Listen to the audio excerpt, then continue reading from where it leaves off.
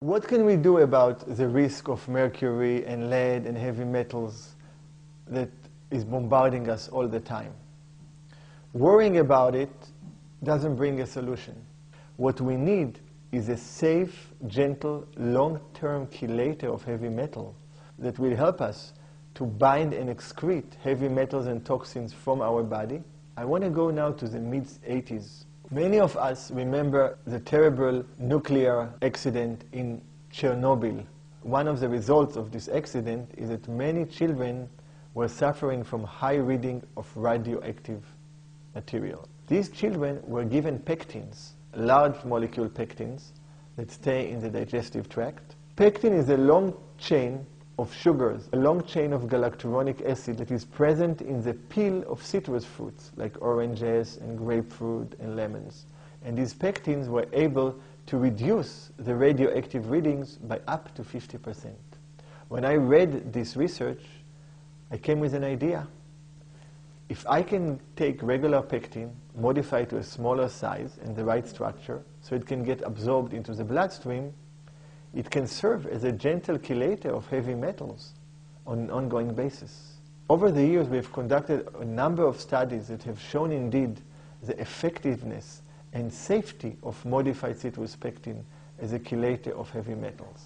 We've also shown that when we combine modified citrus pectin with modified alginates, which have a similar structure, they have a synergistic effect both in the bloodstream as well as in the gut, and therefore they can prevent the reabsorption of heavy metals, which can be excreted into the gut but then get reabsorbed, and therefore we need a much lower dosage to have a chelating effect. Both modified pectins as well as modified alginates belong to the same group that is called polyurinates. And polyurinates are known to chelate heavy metals through a mechanism called the egg box mechanism. The mechanism is just like many layers of an egg box that trap the positively charged heavy metals and have a much higher affinity for heavy metals than they have for regular minerals such as calcium and magnesium and zinc. So the first step in our research was to indeed show if we can indeed increase the excretion of toxic heavy metals in the urine without increasing the excretion of normal essential minerals. We took 7 subjects and we collected the urine for 24 hours and analyzed it for heavy metals. We then gave them modified citrus pectin at a dose of 5 grams 3 times a day and collected the urine again for 24 hours on day number 1 and on day number 6.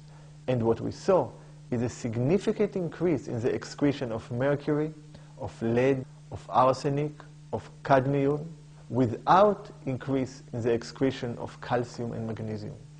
This specific research was done in conjunction with the USDA under an NIH grant and was published in the peer-reviewed journal Phytotherapy Research in late 2006. The last study that was accepted for publication in early 2008 was done on a group of children in China with toxic levels of lead.